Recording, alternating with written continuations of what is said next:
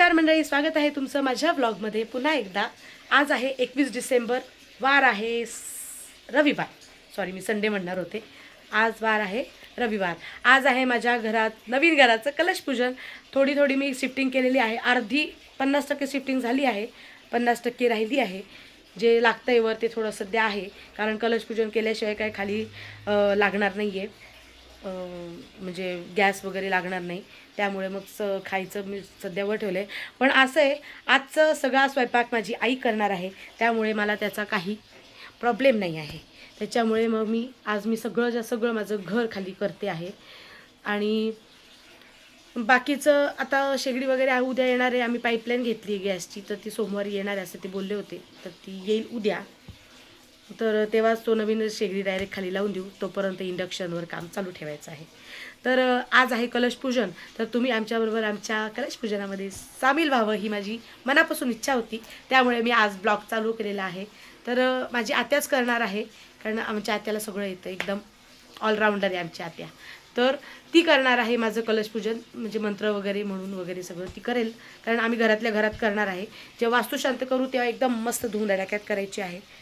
तर त्याचा मुहूर्त आता सध्या नाही आहे, त्यामुळे मग सध्या आज चांगला दिवस बघून आम्ही कलश पूजन करून घेत आहोत। So stay tuned guys. तर इथे मी सगळी कलश पूजनाची तयारी करून ठेवली होती। इंडक्शन लावून ठेवलं होतं, त्याच्यावर पातेल्यामध्ये दूध ठेवलं होतं, कारण ते ओतू पण घालवावं लागतं हे झाल्यावर, पूजा झाल्यावर। तर आता फक्त मी आत्याची वाट बघत होती। मला सांगा इथे गाईज मी कशी दिसते। आणि इथे मी रांगोळी वगैरे काढली होती, सगळी व्यवस्थित घर सजवून ठेवलं होतं, त्याचा एंट्रन्स वगैरे छान। तर हे बघा कसं वाटतंय मला सांगा। आणि आज काही नाही, मी तुम्हाला जेव्हा घर लागेल तेव्हा मी माझ्या घराची होम टूर देणार आहे। तर माझं चॅनलला लाईक, शेअर आणि सबस्क्राईब करायला विसरू नका। आता इथे आत्या आलेली होती, आता आम्ही लागणार आहोत घराच्या उंबरठ्याची पूजा करण्यासाठी। आत्या आली आहे इथे, हे बघा आमची आजची गुरुजी आहे माझी, आता इथे करणार आहे, माझं करून लागणार आहे कलश पूजन। आणि उंबऱ्याची पूजा झाली की मग गृहप्रवेश कलश घेऊन डोक्यावर करायची।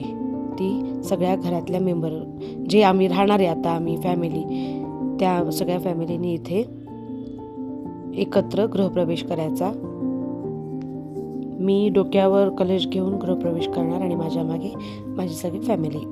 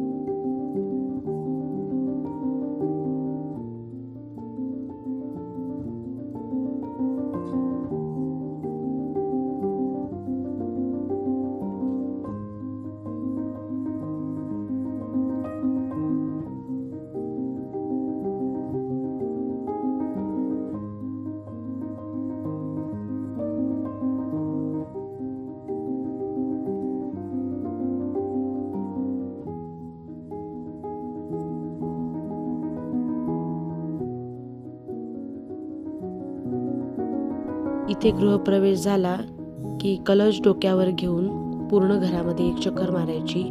जसं आपण कोणाला घर दाखवतो त्या प्रकारे पूर्ण घरामध्ये एक चक्कर मारायची, रूममध्ये वगैरे। ती नंतर आपली तिजोरी, कपाट।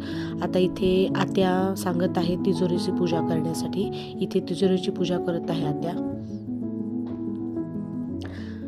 इथे माझं ना खूप जास्त मन भरून आलं होतं, कारण हे जे सुंदर घर जे मला मिळालं आहे ना, हे माझ्या आईवडिलांची कृपा आहे, माझ्या वडिलांची, माझ्या आईची।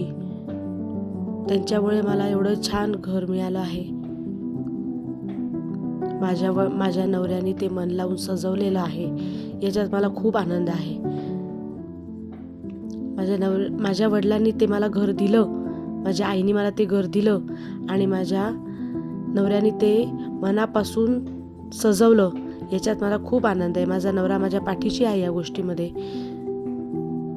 मेन म्हणजे आमचे दादा जी की ते म्हणाले की आपण जाऊ, म्हणजे जसे माझे बाबा गेले तर तसं माझी आई म्हणाली होती मला की तू आता इथे राहा, आहे आपले फ्लॅट वगैरे, तर कशाला उगाच तिकडे राहता, तो रेंटनी द्या, त्या रेंटनी तुम्ही ते जे रेंट येईल त्याच्याने तुम्ही तुमचं हप्ते भरा आणि इथे राहायला या माझ्याकडे.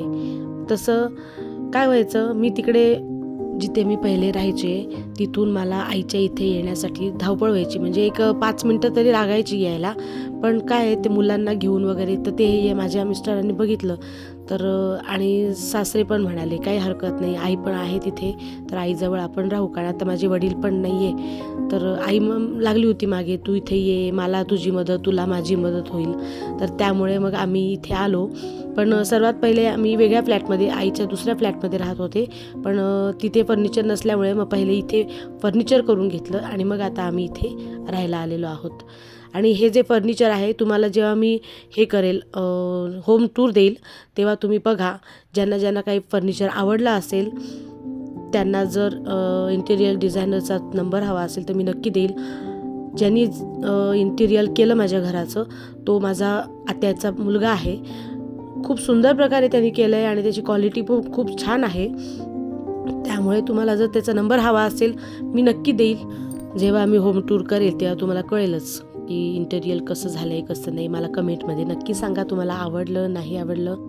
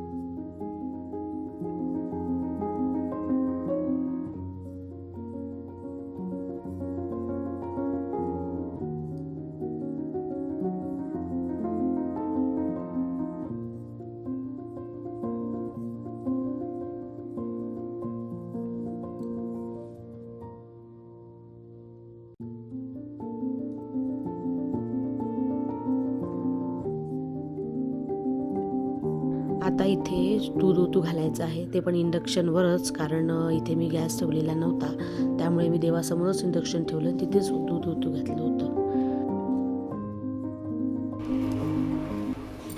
आता आत्या इथे माझी ओटी भरत आहे, कारण आता वास्तुशांत झाली की अशी सगळेजण ओटी भरत असतात, त्यामुळे आत्याने ते हे पद्धत पार पाडलेली आहे. इथे आत्याने माझी इथे ओटी भरली आणि इथे माझा आजचा कलश पूजनाचं पूजा संपन्न झाली. तर आता भेटू आपण पुढच्या ब्लॉगमध्ये. आजचा ब्लॉग तुम्हाला कसा वाटला हे मला कमेंटमध्ये सांगायला विसरू नका, आणि माझी चॅनल लाईक, शेअर आणि सबस्क्राईब करा. चलो बाय गाईज.